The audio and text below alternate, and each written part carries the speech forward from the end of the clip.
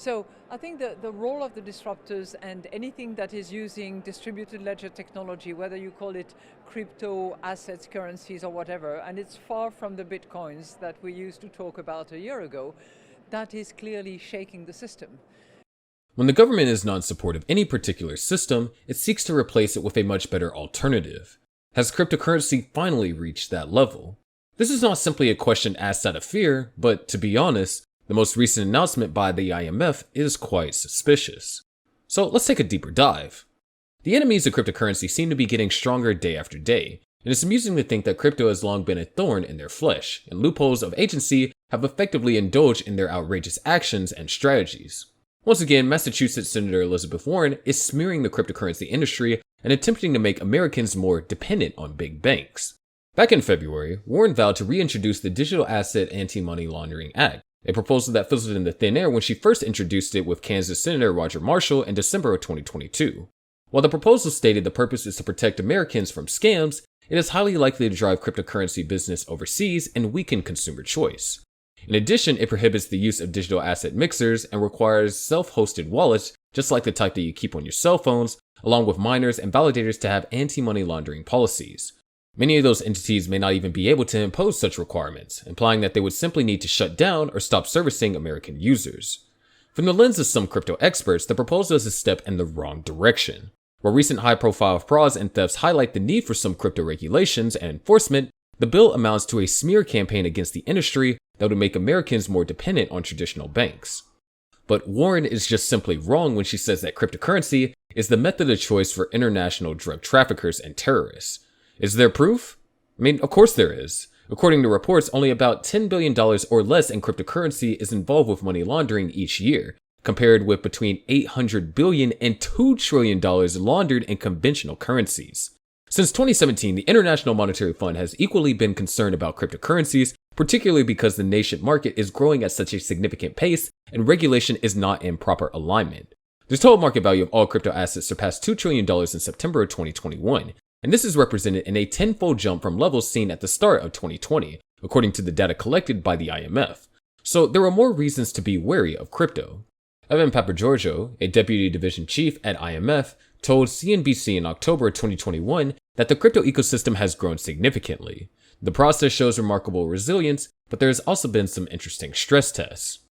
One of the problems highlighted by the IMF has highlighted that many of the people and financial institutions trading these assets lack strong operational governance and risk practices. Countries like El Salvador declared that Bitcoin was a legal tender, while other countries did not want anything to do with this digital currency and keep their reservations to themselves. China, one of the fastest growing economies, has completely banned cryptocurrency in their country. Notably, with the introduction of Bitcoin, the government and banks have lost control over currencies, and that's because Bitcoin is a decentralized currency with an underlying technology that does not allow any government to regulate monetary policy.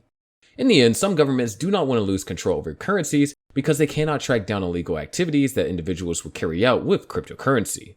Therefore, some economies fear this virtual currency. But is it worth being replaced? To an extent, Bitcoin is still young. It is a very volatile cryptocurrency that has only been available for over a decade. However, fiat currency has been around for longer and its value is stable. And that's why most people do not trust the concept of Bitcoin due to its unstable value. As a result, some governments still fear this digital currency because they think it could technically be breakable. Bitcoin does not have a bad design, but they believe that the software is very vulnerable. This digital currency is decentralized and has the advantage of anonymity, making it a comfortable platform for criminal activities such as money laundering. So, at the International Monetary Fund Spring Meetup in 2023, an important announcement was made. The Digital Currency Monetary Authority, or DCMA, announced their official launch of the International Central Bank Digital Currency that reinforces the monetary dominance of participating central banks and complies with the recent crypto asset policy recommendations proposed by the IMF. I guess a question you can ask is this launch a threat to cryptocurrencies? Universal Monetary Unit is legally a money commodity which can transact in any legal tender settlement currency and operates like a CBDC to enforce banking regulations and safeguard the financial integrity of international banking systems. It's even more interesting that banks can attach SWIFT codes and bank accounts to a UMU digital currency wallet. Plus, transaction SWIFT-like cross-border payments over digital currency rails completely bypass the corresponding banking system at best price wholesale FX rates with an instantaneous real-time settlement. Moving forward, in an IMF interview with Tobias Adrian, financial counselor at the International Monetary Fund, stated, "Cross-border payments can be slow, expensive, and risky. In today's world of payments, counterparties in different jurisdictions rely on costly trusted relationships to offset the lack of a common settlement asset together with common rules and governance. But imagine if a multilateral platform existed that could improve cross-border payments, at the same time transforming foreign exchange transactions, risk-sharing, and more generally, financial contracting." And according to Daryl Hubbard, the executive director of DCMA and the chief architect of UMU, the vision expressed by the IMF is the exact solution the DCMA is delivering to central banks worldwide. Adopting a global localization public monetary system architecture, UMU can be configured to operate according to the central banking regulations of each participating jurisdiction. Well, feel free to call it an IMF currency or a Warren kind of crypto, since it aligns with all the regulatory requirements. George Walker, a partner at Practice, LLP, specializing in international law and facilitating meetings between DMCA and the IMF, had said, "Although the IMF has not officially endorsed Universal Monetary Unit and reviewing the DCMA's white paper in a weekly team discussions, the IMF has yet to state any objections to UMU's FX premium rates and its monetary sovereignty approach." But according to Daryl, UMU is not attempting to disrupt the international monetary system. In fact, it strengthens it by helping the IMF achieve its stated mandate to provide economic and financial stability to its member states. UMU is a game changer in how cross-border payments are transacted and mitigates against seasonal and systemic local currency depreciation. Furthermore, in collaboration with several sovereign states, Universal Monetary Unit model law legislation has been drafted. In this proposed legislation, UMU should not be enacted as legal tender for negotiating domestic prices or international trade agreements. Instead, the legislation proposed UMU to be launched as a complementary money commodity for the store A value, thereby combating potential seasonal and systemic and local currency depreciation, and tendered as a payment currency at the same time of settlement. Merchants and trading partners could accept UMU for the equivalent market value for their goods and services priced in any national legal tender. The currency has premium exchange rates built into the wallet and can convert any settlement currency amount to the equivalent UMU amount. Universal Monetary Unit is a cryptocurrency reimagined from the ground up to support central banking and regulated financial institutions.